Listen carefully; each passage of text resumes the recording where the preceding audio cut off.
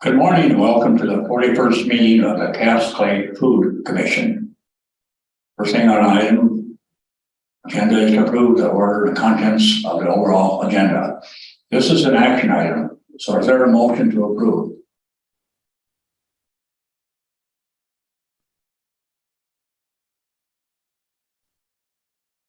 Is there a motion to approve? George moved.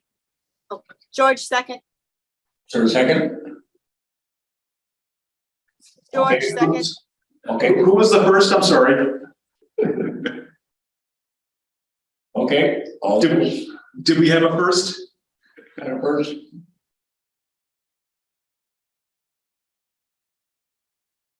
I don't know if I was first or second. I thought somebody else jumped in. I'm not sure. Well, It doesn't matter. Commissioner Jordan, we'll have you move. Move the minutes. Do we have a second? Second.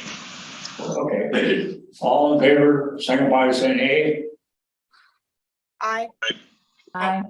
Opposed, same sign. Okay, right now we do not have a quorum, so we're gonna move up to commission introductions. So commissioner introductions, could anybody take a moment to introduce themselves? We'll start with commission members. Go ahead.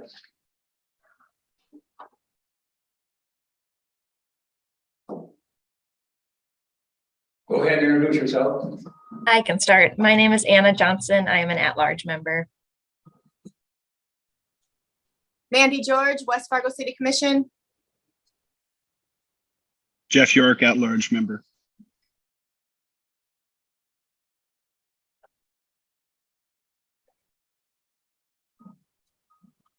Arlette Preston, Fargo City Commission.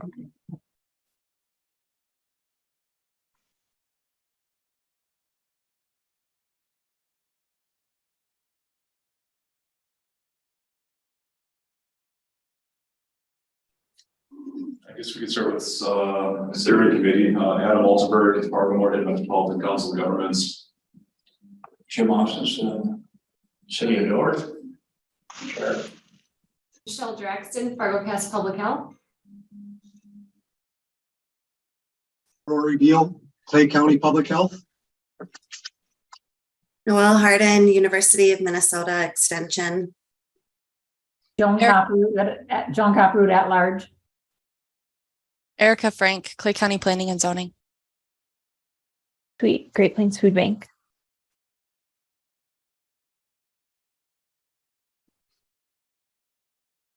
Okay, is there anybody else that we missed that would like to introduce themselves?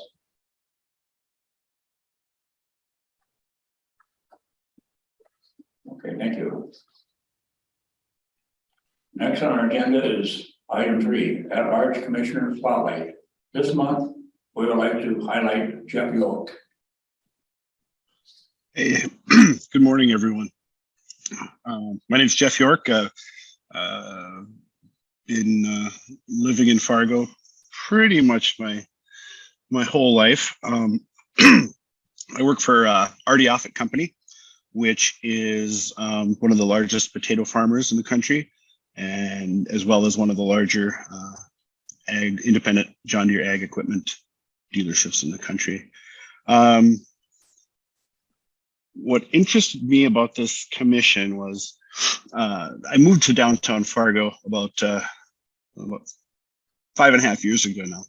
And one of the things that I noticed was, when my apartment overlooks downtown on Robert Street there. And on more than one occasion after moving in, I saw several people digging through the garbage for food. And that really kind of impressed upon me that is there something I could do? And I did see that, I've volunteered at the Great Plains Food Bank, both financially and time and things like that, but trying to take and see if there's anything more out there that I could do. And so I saw this opportunity, and I've been kind of just lurking, but I've sure learned a lot. Particularly what interested me was, I think it was Rory Beal back in January with the mental health and food security. Those kind of things really seem to be prevalent downtown, and that's kind of what's got me interested, I guess. And there was a Cooper Gardens down a few blocks away, and I did that one year, and I got so mad because people kept stealing my vegetables, so I quit.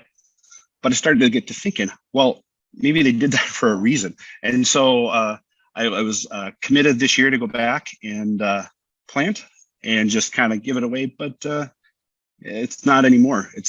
They've got it boarded up and it's private. I'm going to try to dig and see who has that. But I think something that, I'd be interested in is starting something like that for downtown. I know one of the parks, I think it's Triangle Park over by the fire station. They do put some food in with the decorative plants, but but a little bit I can tell you about RDO though. Enough about me. Some of the things that we do to kind of give back to the community. Some are really food related more than others, but we just had our annual Caters Taters charity event where we take 1 pound potatoes from our non-payroll farms down in Nebraska, bring them up and serve them up to local folks and benefits local charities. This year happened to be the Jeremiah program, which is fantastic. I think in 2018 we did the Great Plains Food Bank as a beneficiary. So we're trying to use food to help the community. We've got a bunch of different charitable endeavors. We've got our Community Responsibility Committee, which has given to places like Harvest Hope Farm, if anybody's familiar with that. I can put links in and then the Offutt Family Foundation recently did a grant to the Farm in the Dell, which is fantastic. It's a CSA that helps employ people with disabilities, give them a job and life skills. We have volunteer hours. And this one, I think we tried to do something a little bit and COVID got in the way and it wasn't quite the right time of season. But if there's anything from a nonprofit standpoint, every employee is given 8 hours. They like to do volunteering in groups of 4 hours, but like team-based. So I'll throw that out there again this year. If there's anything that you folks need that's going to help the community in terms of our scope here, we'd be interested in knowing about it. I guess that's about it. Thanks, Jeff. Yeah, you bet. Next on the agenda is item 4, steering committee updates. Michelle has a few items to share about best practices from other food policy councils, as well as an update on the Food Partners video project. Michelle? Thank you, Chair. Good morning, everyone. So on behalf of the steering committee, I am excited to share some news in regards to a community of practice for regional food policy councils that as a steering committee, we decided to apply for, and we were fortunate enough to be accepted. So that was at a national level out of about 50 different applicants, different food policy councils from around the nation. The Cass Clay Food Partners was selected as one of 11 to participate in a community of practice to advance approaches to food system policy. So we were really excited to jumpstart that. We had our first meeting on November 1st and are looking forward to the upcoming meeting, our second one here at the end of November. But it is an 18-month project really to reflect on diversity of approaches to food system policy work. And so really looking to dive into how our local food policy council can move forward and be the most impactful. The community of practice is part of a cooperative research project, and it's led by the USDA, Ohio State University, the Johns Hopkins Center for a Livable Future, and Colorado State University. So it really is a collaborative, and we'll definitely keep you posted as we kind of move through this process. But myself, Noelle, and Janice will be participating in that group to really kind of identify our best strategies and needs moving forward. But we'll definitely keep you posted as this journey continues over the next 18 months. And then as far as our partnership with the City of Fargo, their communications team, we have been so fortunate to be able to work with them in developing 5 videos to really highlight the Cass Clay Food Partners. And as of this morning, all 5 videos have been filmed, which is great.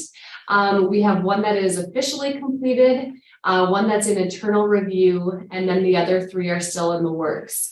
But as a refresher, the 5 videos, the topics that are included in those is kind of an overview of the Cass Clay Food Partners. The second one is on pollinators. The third one is on eating fresh on a budget. And then the fourth one is on the backyard chicken keeping ordinance. And then the last one is on gleaning. So we do have that first one that is completed, kind of the background of the Cass Clay Food Partners. And Adam, are we able to show that this morning? Do you know? Or is it a link maybe that we could send out? There's a link to it in the agenda. Okay. I didn't queue it up. I apologize. That's okay. No, that's okay. So yes, it was linked in the agenda, so definitely feel free to take a peek at it. It's about 2.5 minutes long. So all of the videos are intentionally only 2 to 3 minutes to really keep people's attention and to really kind of highlight the different work of the food partners. So we're excited to get those out, and we'll also continue to share those as they're completed.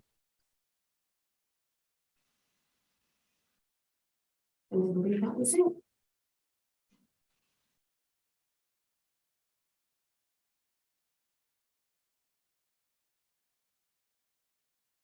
Okay, thank you. Next is item 5, report from Hunger and Health Summit.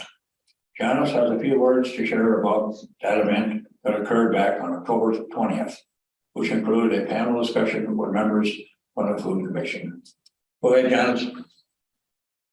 Thank you, Chair. Yes, on October 20th, the Cass Clay Hunger Coalition hosted their 5th annual Hunger and Health Summit, and this year's theme was mobilizing to create a healthy community. And the Cass Clay Food Commission had put in an RFP to be able to do a panel session at the event, and we were accepted to participate in that. And so we were able to do that as part of an advocacy track that they had set out for their day, which was really interesting. The event overall had about 80 participants, and then our session was a breakout session. So we had about probably half of the group who participated in our panel. From our members here, we had Commissioners Preston, Johnson, and White participate, and hosted by Noel and Michelle had a wonderful discussion about personal experiences with hunger and food, and then also how we can kind of move forward and what we see moving forward for the food policy work. I don't know, Anna or Arlette, if you have comments that you want to add to about how you felt about the session or anything else to comment on. I don't really. I enjoyed participating in the panel, and I think I have struggled with how does this work into city policy. So I'm still learning, and it was helpful to participate in the seminar just for that purpose. So I don't have a whole lot more to add. No, it was really. And I'll just add, I feel like we had good engagement with the group that we had in our room. And it was just exciting to see so many people who are all doing really similar work and interested in doing the same work all come together. It was a really fun day. Good. Well, thank you both. And thank you to all of the commissioners who participated, and also Noel and Michelle for hosting that session for us. Anybody, I know others on the call were also able to attend the summit. Did anybody else have any comments that they wanted to add, whether about the session itself or how the summit might relate to some of the work that we're doing here? Yeah, this is Rory from Clay County. I'd just like to add that Janice and the crew who organized it, it was one of the best that I've been to trainings. The interesting thing about this Hunger Summit, I thought, was there wasn't always a great deal of conversation about specifically hunger, but we've realized over the years that by focusing on the big building blocks, the social determinants of health, access to healthcare and education and ease of transportation, all of those things are vital to somebody avoiding food insecurity. You know, if I'm not sure where my next meal is going to come from, I'm probably not so concerned if half my plate is fruits or vegetables. I just want calories. And we know that it's fundamental building blocks that help make it easier for us to make those healthy behavioral choices daily. And I felt like this summit focused on that and hit that so well. I was proud to be part of it, and I thought it was very worthwhile.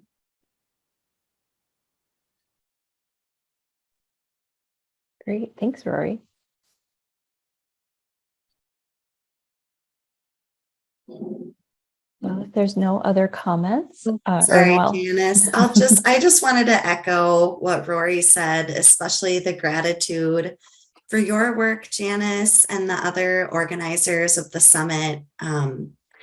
It just felt really great to be in person with like-minded folks, motivated to work together to make some positive changes in the community. So I feel like I could have just spent the whole day just talking with people I hadn't seen in a long time and meeting new people who hopefully can be allies as we move forward. So I just thought it was fantastic, and I'm really grateful for everyone who was involved in organizing it.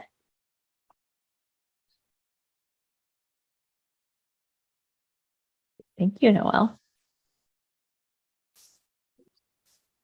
All right. Well, with no other comments, I think that's it then. Thank you, everyone. Thanks, Janice. The next on our agenda is item 6, review of mission and recent work. Noelle has a few slides she's going to share, which were included and attached to. After that, we'll move into an activity in item 7, conversation and shape future work. Go ahead, Michelle. All right. Thank you, Chair Osnes. And I will just pull up my PowerPoint. Are folks able to see my screen? Okay. Yes. Okay. I see some nods. Okay. Oops. Sorry, just give me a moment here. Okay. There we go. So quickly to set us up for the conversation that we'll have in small groups in just a minute, we wanted to just give a review of our last couple of years of work and a reminder of our mission, which is to improve all levels of our community food system to assure that residents have access to safe, nutritious, affordable, and culturally based foods. And just an FYI, we developed this mission statement and did some other kind of establishing of our values as a network in about 2017, 2018, working with a strategic communication consultant. And it may be something that we'd like to revisit sometime in the near future. But this is the mission that we have been following and using as our marching orders for the last few years now. And a quick reminder of how we are structured as a network. So of course, we have the Cass Clay Food Commission, which meets 5 times a year, includes elected officials and other key stakeholders in our food system. The work of the Food Commission is set by the steering committee. So wave steering committee members, there are several on the call today. Just a reminder that we're ex officio members of the Food Commission, so we do not vote on commission business, but we do a lot of the behind the scenes planning, setting the agenda, inviting speakers, etc. And then lastly, we have what we consider the action arm of our network, or the grassroots engagement component, which we partner with Food of the North. They have an event just about every month called First Fridays. And we have worked closely with them and have helped sponsor that work as a network. And we always are able to make an announcement at that monthly event and talk about our work and what issues are coming up in the Food Commission. So this is just kind of your annual or every other year reminder of what this work is about and what it looks like in our community. Okay, and I will move into, so it was almost exactly 2 years ago when we came together as a food commission and did a pretty similar conversation as we'll have this morning, where we discuss things that we're hearing about in the community, in the region related to food systems, and actually have some conversations that will help us set our priorities for the next year or a couple of years. So 2 years ago, you might remember if you were at this meeting, but we discussed and then actually voted as a food commission on our top 3 priorities. So the top priority at that time was to integrate food systems language into comprehensive planning efforts. So to support that goal, we created both a community snapshot and an issue brief around the topic of and providing examples both locally and from around the country of how we can integrate things like food access, like pollinator habitat, like farmland preservation. How do we integrate those into comprehensive plans or long-range planning documents? So both of those documents are still available on our website.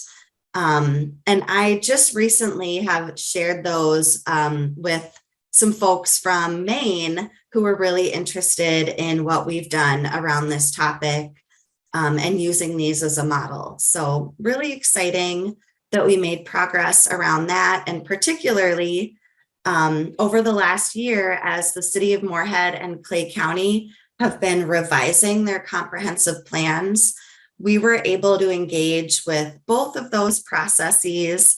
And a quick shout out to Adam Altenberg from MetroCog, because I know he does a lot behind the scenes in supporting those efforts.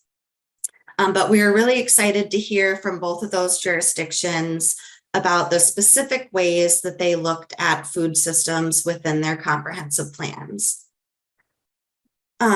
So we have addressed that first goal that was set, and we're really proud of the work that we've done there. The second goal was to continue looking at what does our response to COVID look like as a network. So you may remember initially when the pandemic hit in 2020, we were sending out a lot of information. We were meeting very regularly just to make sure that the community had as much information as possible and was being supported in things like trying to understand where to safely access food as grocery stores were changing hours, implementing new protocols, etc. As the pandemic went on, I think that we really recognized that there were other frontline organizations that are really the go-to places. In the case of FirstLink, they came and shared about their information gathering efforts and how easy it is for folks to find information, and that FirstLink is really a go-to source around that. So we really looked at elevating the work of organizations like FirstLink, and especially our local food assistance providers, our local food shelves, our food bank, Great Plains Food Bank, and recognizing that, these are really the organizations doing the best and most important work around alleviating those immediate needs. So that's kind of how our COVID response efforts shifted as the pandemic went on. And then also we had 2 representatives from Moorhead, myself and Steve Lindos, participate in a national community of practice about how cities can plan ahead for food system resilience. So that was about a 2-year process of engaging with 5 other cities across the United States. And there will be a toolkit coming out very soon with a lot of strategies and specific tools that communities can use to do this kind of planning and to be ready in case we have another situation like COVID, challenges from climate change as well. That was something that was widely talked about within community of practice. All right, and then last, our third priority at that time was to form a stronger relationship with the Hunger Coalition. When we just heard about the wonderful summit that happened, we've been very intentional about having stronger cross-representation between the steering committees of our 2 networks. So Janice, of course, is greatly involved in both. Rory and Michelle are also on the steering committee of the Hunger Coalition. And we just have been having, I would say, more conversation about, how do we connect our 2 networks? I think the Cass Clay Food Commission panel that just happened at this last summit that you just heard about is a wonderful example of just making sure that we're having our work represented in such an important space of this network of people looking at hunger and health across the community. Okay, and then the last point around that is a huge thank you to Janice, the star of our meeting today. As our incoming co-chair of the Cass Clay Food Partners with Michelle, I'll be continuing on as a steering committee member, but we're just really excited to continue strengthening this connection and very grateful that Janice is willing to step in to this role in the new year. So I know that was a lot of information, but does anyone else have anything that they want to add? Thinking about how we've addressed these priorities in the last 2 years, or other things that kind of stick out to you from our work the last couple of years?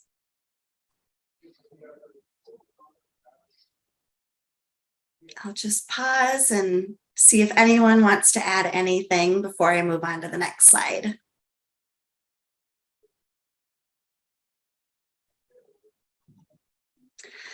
I guess one thing I'll add is just, I appreciated, Jeff York, your comments at the beginning, thinking about Rory's presentation and the connection between mental health and food access and nutrition.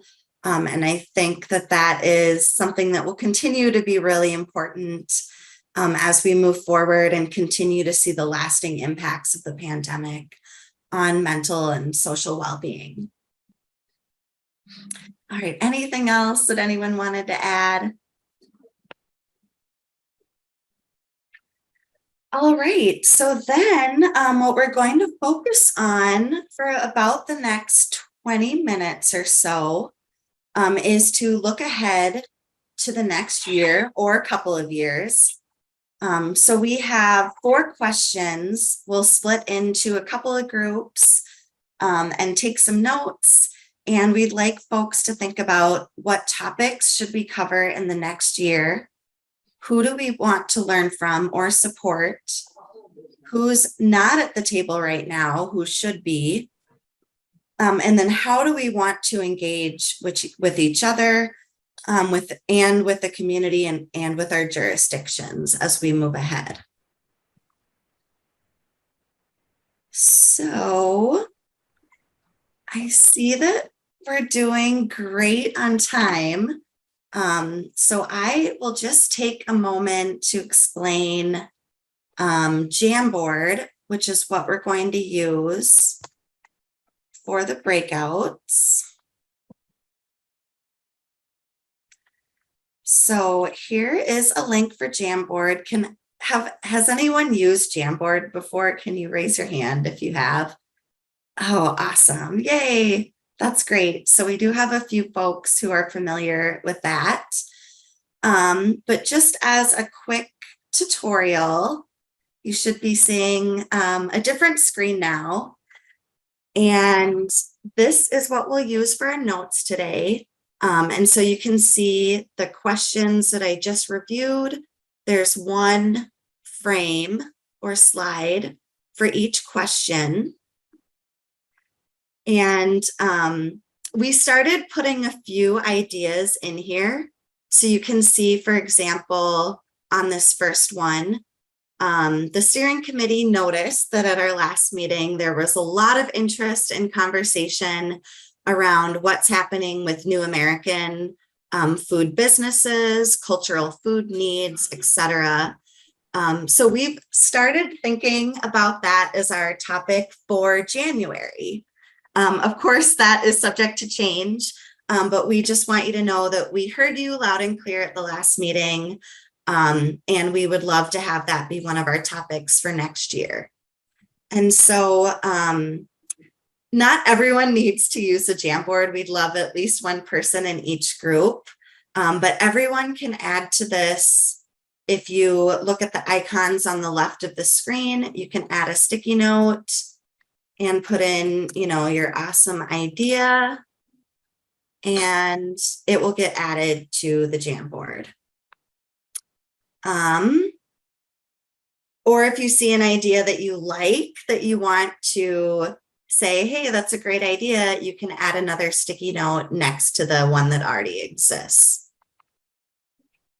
Okay, so that is how Jamboard works. Are there any questions before we go into our small groups? Noelle, in our discussions, should we go through all of the questions together, or do you want us to go one at a time and come back to the full group? Yeah, that's a great question. So we'll have about 20 minutes for this. And I think what we'll do, Adam, is split into just two groups. I have the sense energy is a little low today for some reason. So I think having slightly bigger groups will be helpful.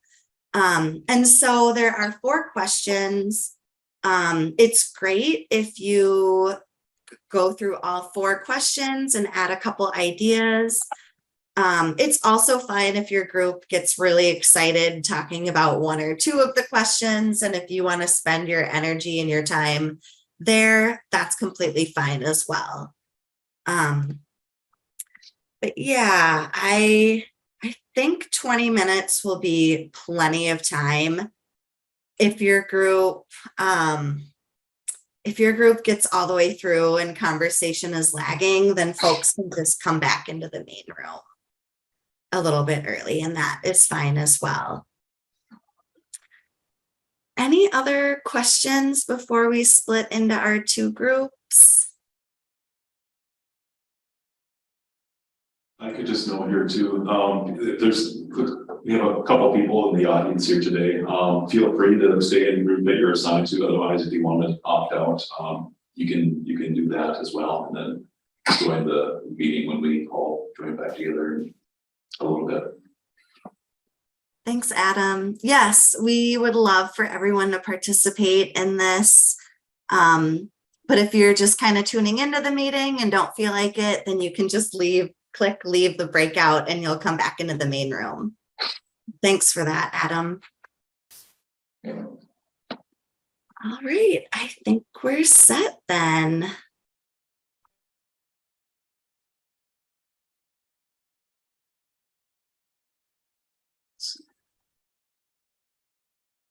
All right. Let's see if this works.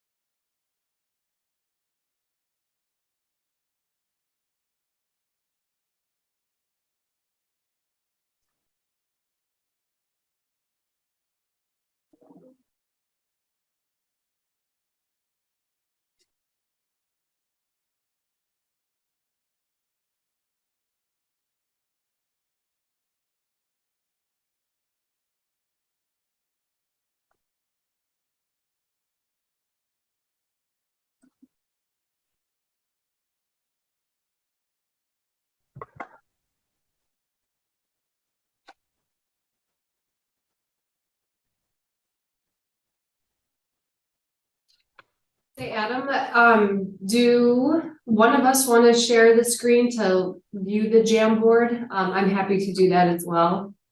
Would that be helpful? Sure, would that be okay?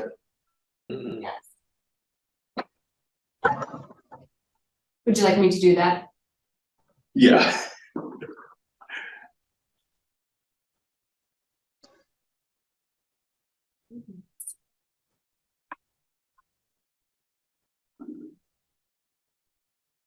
Okay. Can everyone see my screen?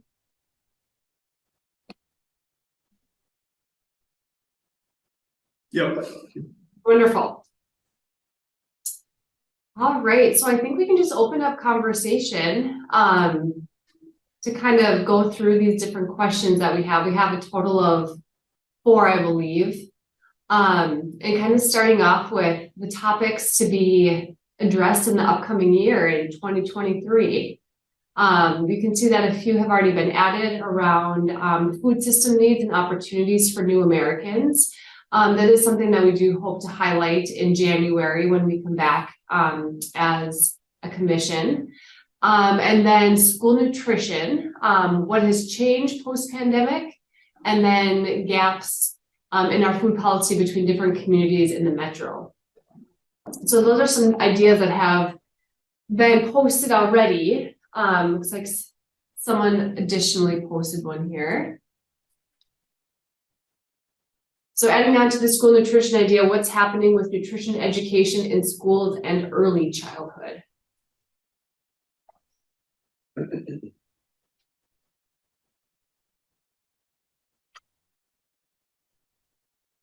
I think perhaps on the other end, I mean, thinking about education and the early childhood and the elementary schools, it might be interesting to think about the area colleges and universities also, and what is being done with that age group as well.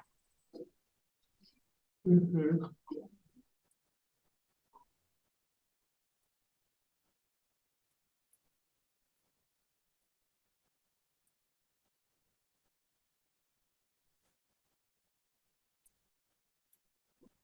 I was thinking about the New Americans one. I know that came up at the last meeting, and I'm glad to see it on the January, possibly on the January or the spring agenda. It might be nice to have somebody from Growing Together, Jack Wood or somebody, because of all the community gardens that they have, and how I would be interested in hearing the process that large organization uses for soliciting which foods to plant and so on. So that might be informative to the group to add to that post-it note. I think to add to that would be Moorhead's side of it as well, because Mary Larson has a group that they also outreach that reaches a lot of new Americans too. In addition to that, I would look at our Native American culture too, and drawing in needs there.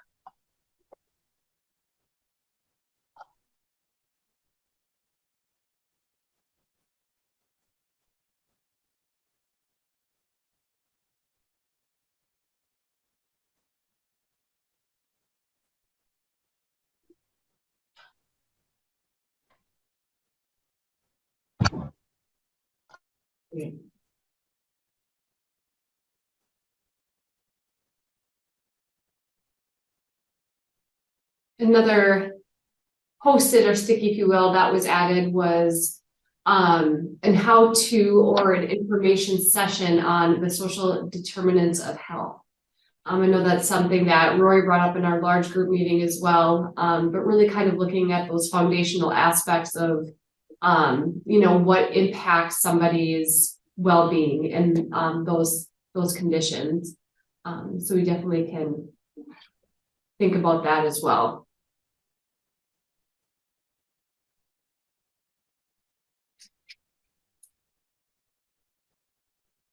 Any other topics or ideas or anything that anybody wishes to learn more about or to dig a little deeper into?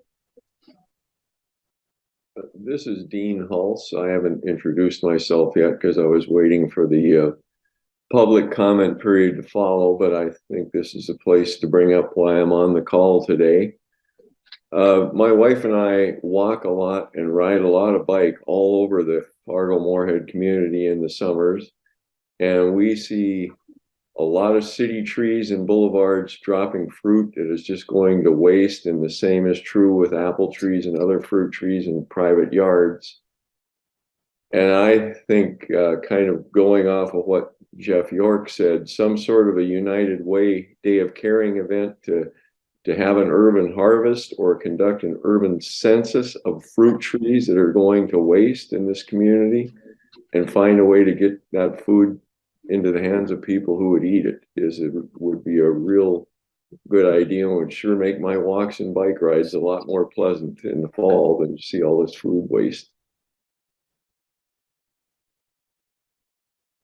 I agree. I think that's a great idea. We have a couple of apple trees in our neighborhood that at least every other year I see the people don't pick the apples, and then they've got all that work in the fall where the apples are all just going to waste on the ground. So you'd think that if they had easy access, again, with some type of mailing, getting, with the city bills that we get, that it would be easy for people to identify their trees or produce. I think it's a great idea, Dean.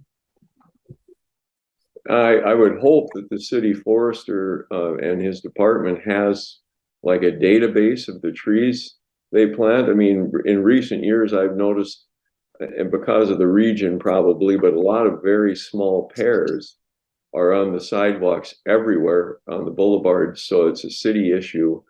And those pears are not small, are not large. They're not like the ones you'd see in the grocery store, but I've eaten pears of those size from a friend's tree and they're delicious.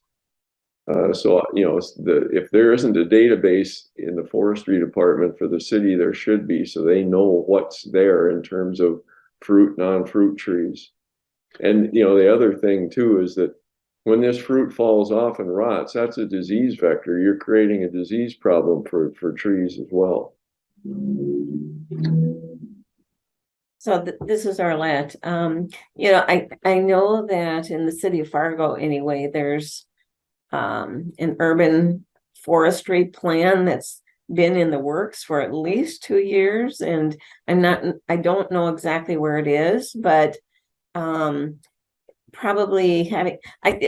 I'm really interested in the gaps in food policy topic, because I have to claim my ignorance here. I don't know what that means. I need to learn more about that. But one of the areas I'm thinking is the forestry plan, or the forest plan that is being worked on, and whether that could be looked at in regards to access to fresh fruit. Yeah, well, welcome, Dean, and thank you for that comment. And I look forward to sharing that in our large group as well. I know that there's Glean ND, which is a gleaning initiative that it's volunteer based, but if there is a tree or a garden or where there's excess food and produce that needs to be harvested, a group of volunteers will come and do that, and then that food is donated. But I do think that there could be more synergy in the communication between who potentially has these trees or gardens, things like that, to be able to get to the produce before it falls, before it spoils, things like that. So that is a good topic that we should, definitely consider and revisit, so that we can be able to use that produce. Sorry, Commissioner Wilson. Certainly, down in the new urban, I think they're called urban forests, which are reclaimed floodlands. I'm thinking, oh my gosh, I can't even remember the name of the neighborhood down there, but there's Orchard Glen. apple trees. Orchard Glen, is that what you're thinking? I'm sorry, say that again. Orchard Glen? Yeah, that's it. Yeah. And I was just going to briefly add to both your and Dean's comments. The city of Fargo has a really good interactive map that shows tree types that are on the boulevards. So that's all mapped out already. It doesn't have trees that are beyond the public right of way though. But that's just the comment about the database.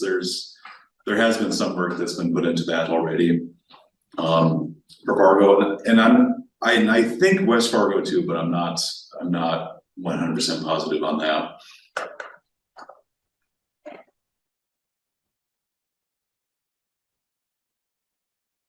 These are wonderful ideas. Definitely keep thinking about this. I think for sake of time, we're going to move on to question number 2 here.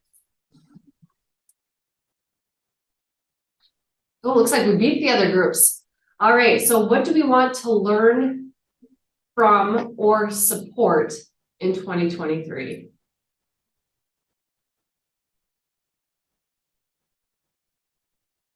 I know that in our initial question, we really kind of talked about engaging new Americans or working with Growing Together Community Gardens. So maybe that is a group that we can definitely learn from in terms of growing needs and things like that.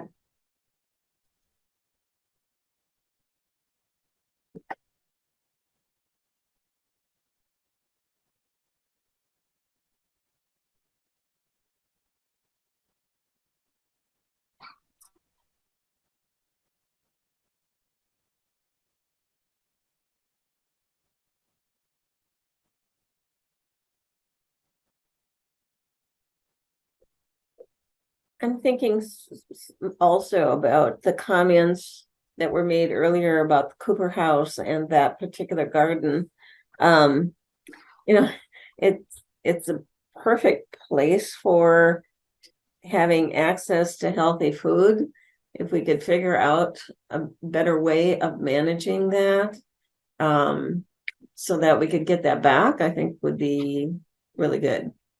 And right now, the Cooper House, there's lots of changes and things going on with the management of that particular facility. But so the garden is probably going to be secondary in their priorities. But if somehow that could come back, that would be great.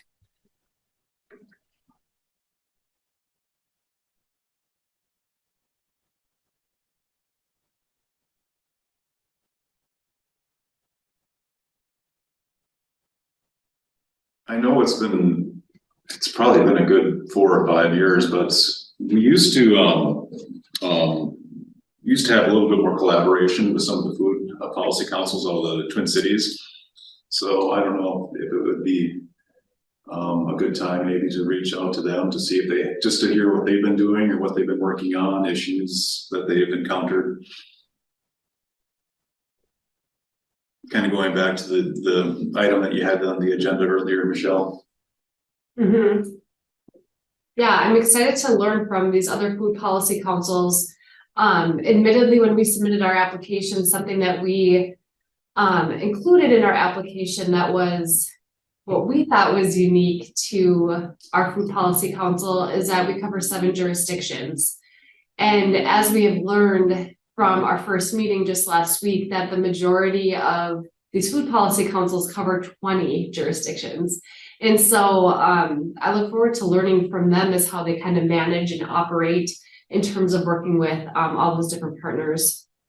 So with that in mind, I was thinking too, either wanting to learn from our further support from a steering committee perspective is really working closely with the elected officials in the jurisdictions to learn, how we can best support and how we can potentially help move policy forward in this area.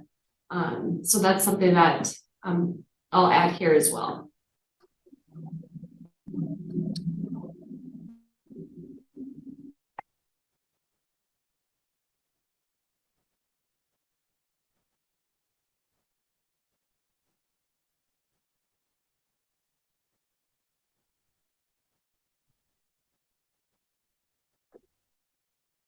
We might want to think about, there's a bipartisan bill that is gathering support right now for the Food Donation Improvement Act on a national level. We have a Food Donation Act, but this is going to improve. It hasn't been revisited in quite a while. And so that is something that I would be interested in learning more about where we're at with that. Did I capture that correctly, Joan? The Food Improvement Donation Act? Yes, that's what it's called. Yep, the Food Donation Improvement Act. And I would have some possible contact if we could have somebody join our Zoom meeting for a brief report on where we're at with that. That would be great. Yeah, that'd be great. Thank you.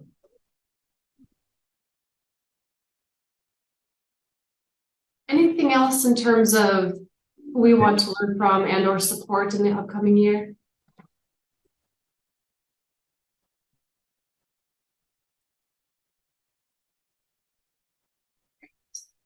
So the next question is, who is not at the table in our work?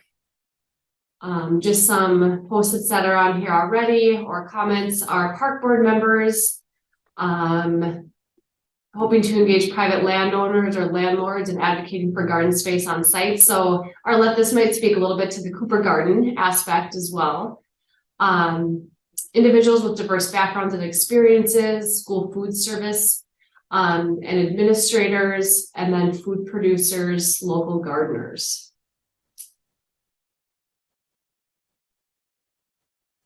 Anyone else that we should highly consider that's not at the table?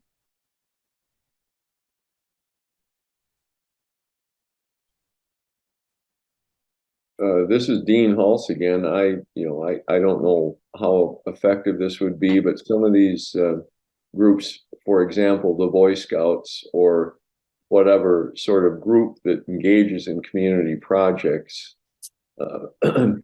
might be another avenue for doing the census of these privately owned trees that are not getting fruit picked from them as well.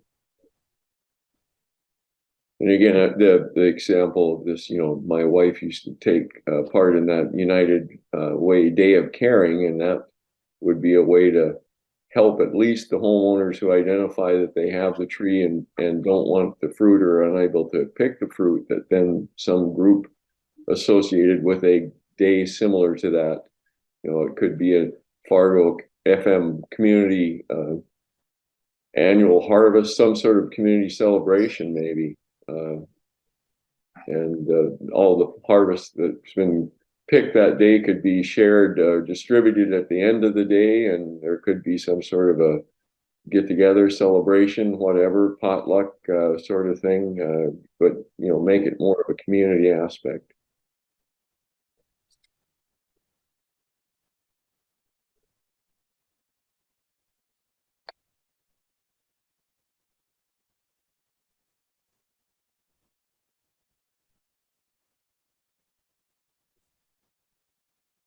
Any other comments or?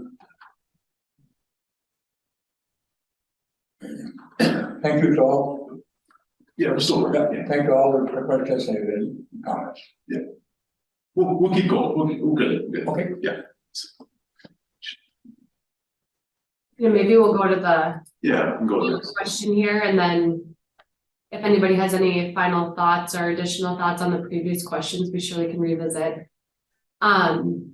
The last question posed is, how should we engage with each other and with the community? Some things that have been shared already are review our blueprints, what needs to be refreshed. This one is really small. Do we want to hold any listening sessions in specific communities like West Fargo neighborhoods, for example? Offer food and childcare to get the community members to show up? Listening sessions on specific topics for community and targeted stakeholders. Take team on to events that are already happening, such as, sorry, I don't know what that means. Oh, something with the park and recs. Small meetings between the commission and a few members of the steering committee to discuss ideas, ways to support, etc. a community survey modeled after the Minneapolis Food Action Plan, and then having commissioners attend one steering committee meeting each year.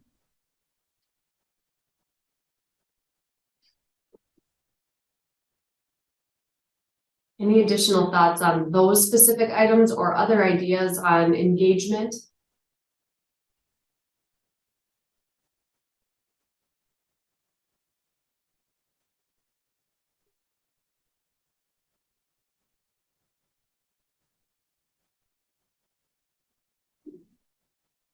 I think the one thing that I would try to add is if we can have our meetings in person instead of Zoom, I think that will bring people together, especially bringing our community people in. I agree wholeheartedly. Yeah, thank you for that, Deb. I think we are going to chat about that here next. But even with the Hunger and Health Summit that was held in October, as Janice mentioned, being in person was wonderful. There's a different energy that you get being in person versus virtual.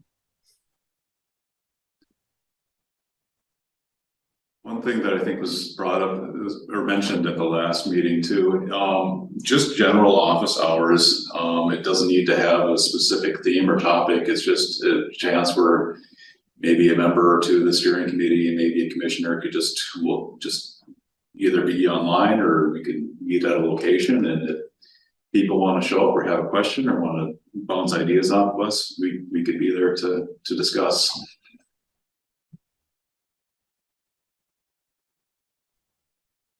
And Adam, are you thinking steering committee members and a member of the food commission? Or it could just be a steering committee member or two. It could include a member of the steering committee and a commissioner. Like that. Either way. It's another good way to support local too. Mm-hmm.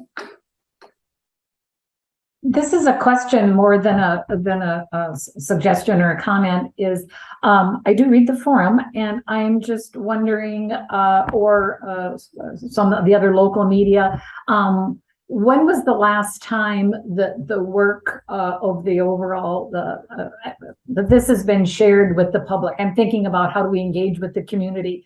Do we have anything new since the last story in the forum or on the news? About the whole thinking back to the slides that we had earlier of the larger system. I mean, do enough people know that we exist? So as Adam said, if we have office hours, that people will come and so on. So that's more of a question: is do we need to be reconnecting with the community in some of those ways, or through social media and so on?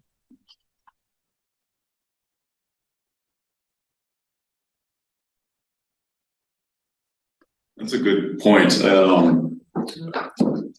It's probably been pre-pandemic, but as part of the contact lists for the agenda and packets that go out does include media contacts. So occasionally in the past, we would get, if there's an item on the agenda, something that was of interest, that would get picked up by the forum or WDAY. Or if it was just a slow news day, we would they might highlight something that we were discussing or talking about. But it's been a while. Yeah, and it's a very good point. I know that the Cass Clay Food Partners does have a Facebook page, and again, the activity is mostly when something like a food commission meeting is coming up, or we're sharing information from partners, things like that. But that is an area that we could try to increase engagement. With the community of practice group that we're participating in, they did send out a press release template that we could utilize. So I think being intentional about using those sorts of things is a good idea. And so we just received this template yesterday or a couple days ago. So we should highly consider sending that out, so at least the community knows about us and what we're participating in. And then also with those videos that are being created, hopefully the dissemination of those can be intentional as well, to share them, on inappropriate platforms and and things like that.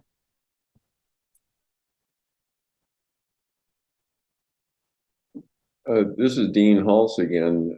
There might be some way this would, I don't know what sort of people power would be in place for this, but maybe you could get an advertising agency or somebody in town to do pro bono work, but some sort of a community event involving food, either local celebrity chefs or some sort of a community potluck where all this new American food is on display for most people, probably the first time, but have a discussion about what people are eating in this community and have samples there, kind of a taste of Fargo Moorhead or something like that.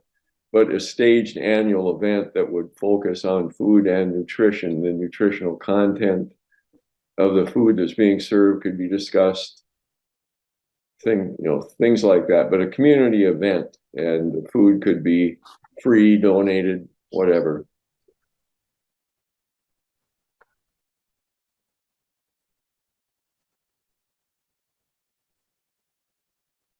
Deb, did you want to speak at all to the potluck that Growing Togethers has?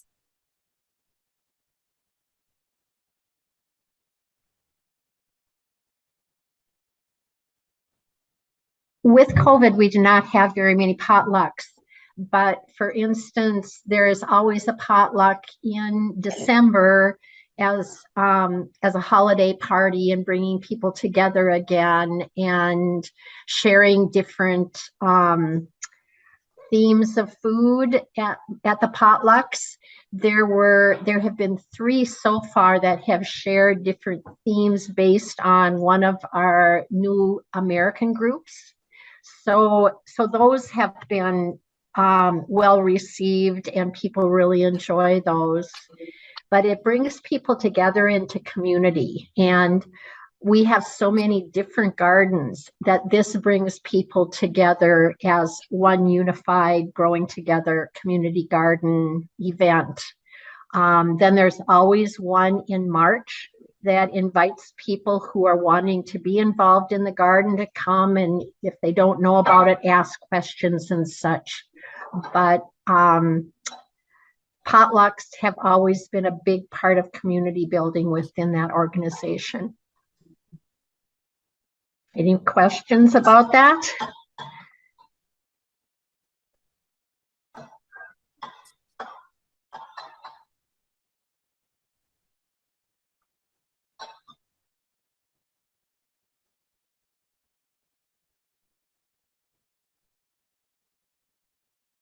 Another wonderful thing that was done, not just community potluck, but at the gardens or at our markets, someone from Extension would come and there was always nutrition education going on as well. So it's that sharing of gardening expertise as well as nutrition education and using the foods we're growing.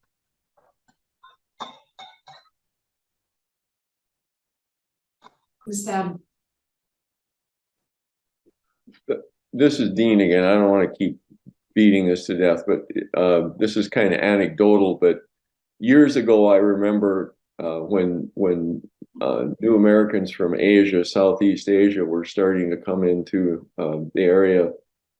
They, for what their culture, they had a liking for red root pigweed. It's a weed to most of us here, and sugar beet farmers think it's a bane of their existence. But because of the culture of how they came to this food, the red root pigweed was, I don't want to say delicacy, but it was something that they enjoyed eating. Personally, I would be interested in coming to an event where, bizarre food, bizarre to me, but normal to most other people that are making it, would be on display, so we could learn something about what people are eating and why. Well, we should do something with purslane then. You're seeing that more and more in the media. And that is a weed for us, but it is also a very nutritious weed that could be consumed.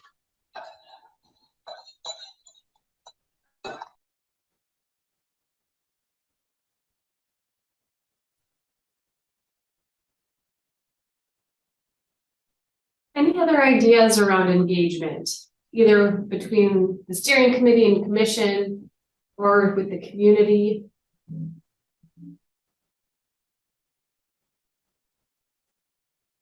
That's some great ideas.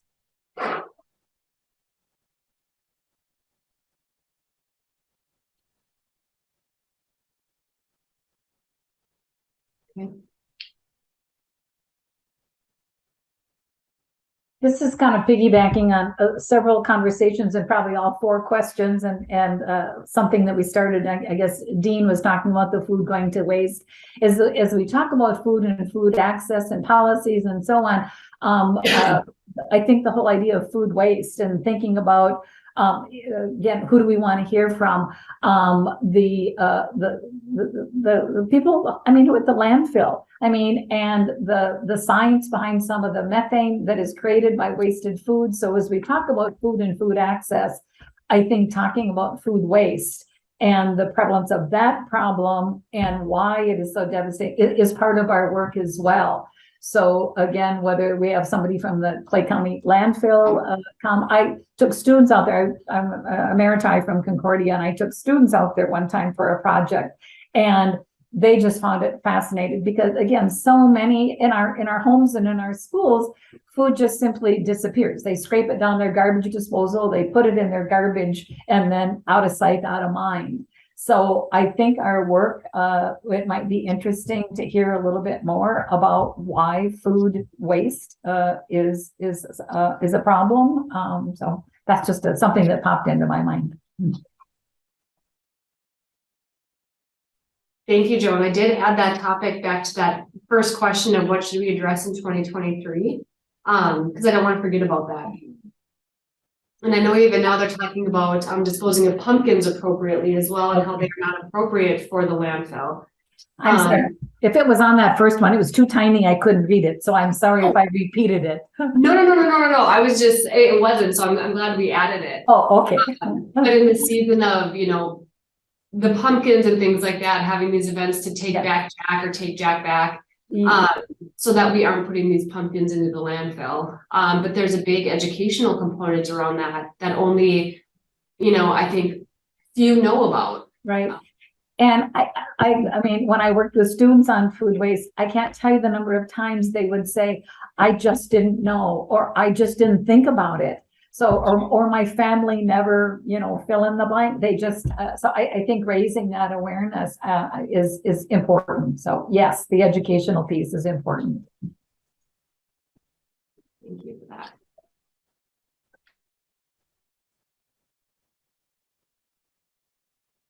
For the sake of time, we should probably close out, but I wanted to very, very briefly for ideas that we maybe should look at.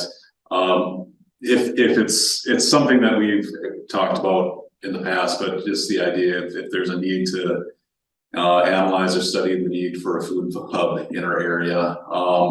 We're a pretty large metro area that doesn't really have a food hub compared to some other smaller communities. So wonderful. Well, thank you all very much. This is great. I look forward to diving in further to all of these ideas.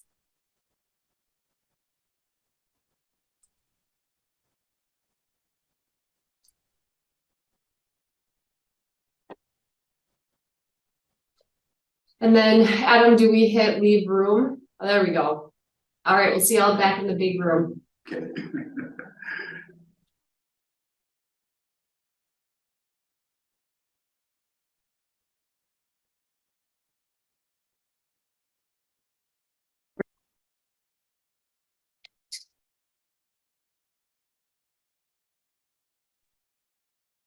Right. It looks like everyone is back. How are the conversations? Thumbs up, thumbs sideways, thumbs down. I see some thumbs up. Fabulous. Wow, what a lot of awesome ideas in the Jamboard. I'm so excited to dig into these at our next steering committee meeting. So I know that we are coming close to the end of our time, but we did want to just get a sense of what was kind of bubbling up as the top priority topics for the next year. And then we'll take a look at all of your other ideas as well and bring them back in January with the schedule. But for our group, our kind of most pressing topics were engaging with the park districts in our region, engaging with New Americans, and looking at school nutrition and some of the things happening, both in terms of policy and kind of on the ground in schools with food shelves, social service workers, etc. So the other group, did you have similar topics, or do you have other kind of top priority topics that came up? Would anyone like to share quickly?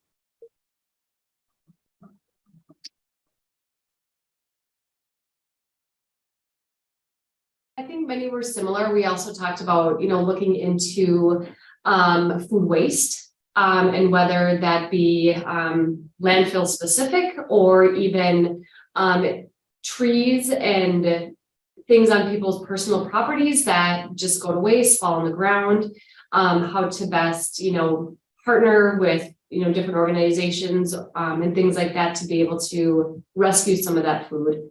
And so that came up as well. But yeah, a lot of good ideas.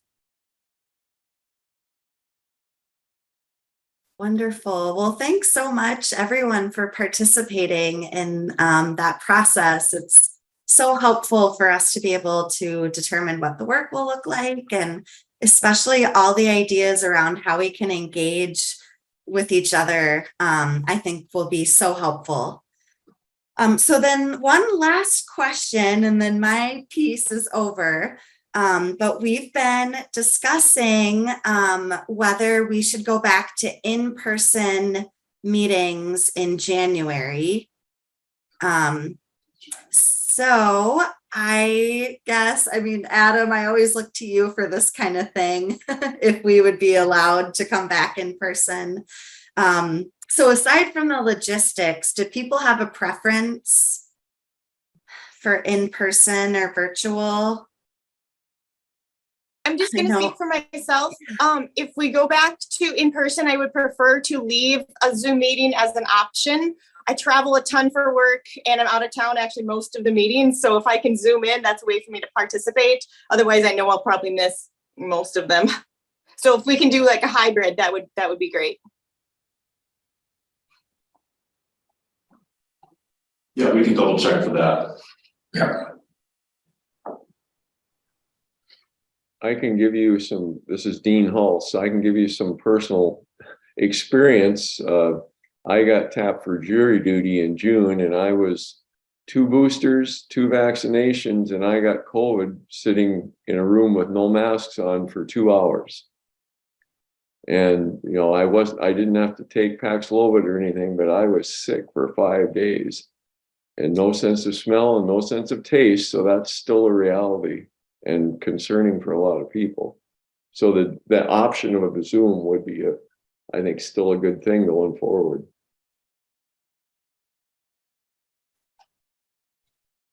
On the other side of things, one of the things that our group talked about was engaging with each other more and leaning on each other for support. And I think being in person, that might be easier to facilitate those kind of relationships.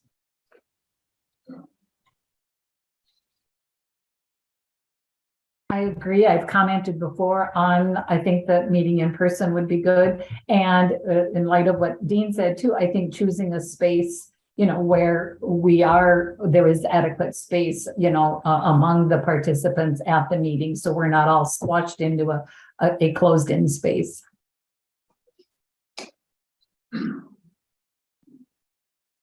Any other comments? Okay, we'll move on. Item number 9. We'll follow up your report in January. Roots Committee Support Recognition. Shelley has a few people and organizations that she would like to highlight for their work in the community. There's also a brief memo with some highlights attached to it. Go ahead. Thank you, Cheryl. I feel like I have the fun part to be able to share some highlights and some kudos that have occurred since our last meeting. So we kind of started this agenda item back in May of this year and just felt that it was important to keep it going and to bring some of these items to the Food Commission in case you didn't hear them in the news or things like that. So I have a few things to share today. The first one is about the Growing Together Community Gardens. As they wrapped up another successful growing season, and they are able to weigh the amount of produce that they harvest. And this year, they harvested over 50,000 pounds of food, which is amazing. And that is double of what they were able to produce last year. So really making a wonderful impact in their growth. Similar to that, Veggies for the Pantry. So that's through Cass County and NDSU Extension, their Master Gardener program, essentially where anybody who has any garden surplus can donate their produce. And this year they were able to collect 19,000 pounds of donated produce, which is wonderful. So produce that either would have gone to waste or not been used. So combine those two programs, they harvested and gathered lots and lots of great produce. With the West Fargo Eats, it's a mobile pop-up pantry that it operates out of Lutheran Church of the Cross over in West Fargo. And they were able to celebrate their 1-year anniversary in October. And they started with a passion to serve the community, to provide food to those in need. And they since have been able to secure funding to have a specific space that's attached to the church there to be a pantry. And so if you're able to volunteer there, definitely do so. It's a great environment, but they celebrated a year in October. The Emergency Food Pantry, in September of this year, they celebrated 50 years. And I went to that celebration and learned that the Emergency Food Pantry came to be out of a social work class. I believe it was at MSUM. And so that was fascinating that an idea that was generated in a classroom actually came to be something that really served the community and is very impactful. And in 2021, the pantry did connect with almost 5,000 families. So there is still a need for their service, but they've been around for 50 years, which is great. And then the last thing that I would like to highlight is give a big thank you to Chair Osnes for his time this year as the chair of the steering committee. So Chair Osnes is the longest serving member of the commission, serving since its inception in March of 2015. So if we could all give a thank you very much, that your service is very, very much appreciated. And then Commissioner Jeremiah Utek, who unfortunately is not with us today. He has served as an at-large member since January of 2019, and he will be wrapping up his time with us as well. So if you see him, please give him a big congratulations and thank you as well. But that's what I have today for kudos. Okay, thank you. Next on our agenda is our public comment opportunity. As a reminder, there's a comment form link that was sent out with the meeting agenda and packet. As of this morning, Metro COG has received one comment from Dean. Dean, if you're here, would you like to speak on this time? Dean?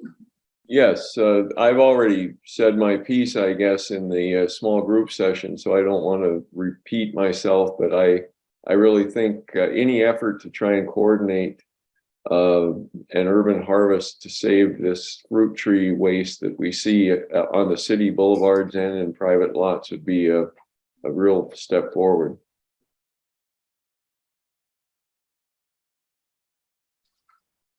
Is there anyone else in the audience who would like to speak at this time? Go ahead.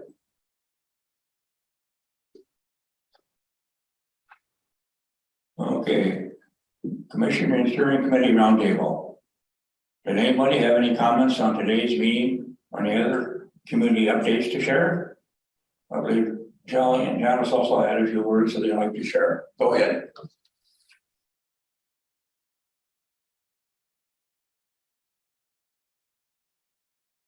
Janice or Sean? Well, I would like to give a big shout out, thank you, congratulations to Noelle for her endless commitment to this work in terms of the food partners, the food systems. I personally have learned so much from Noelle and her leadership. I think, well, her first food commission meeting was back in January of 2016, and she so graciously took on the co-chair position in 2019. And so again, a relentless leader, really keeping our steering committee focused and moving forward. And we just really want to thank you for the time that you've given to the food partners. I'm so glad that you're still going to be on board, just in a different capacity. And I look so much forward to working with Janice as well. But truly thank you for your time.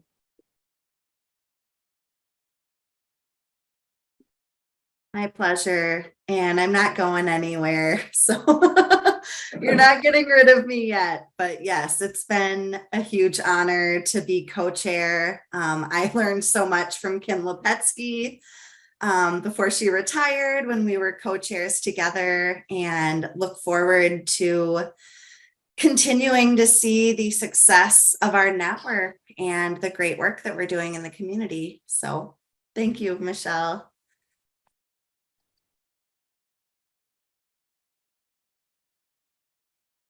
Any other comments? Okay.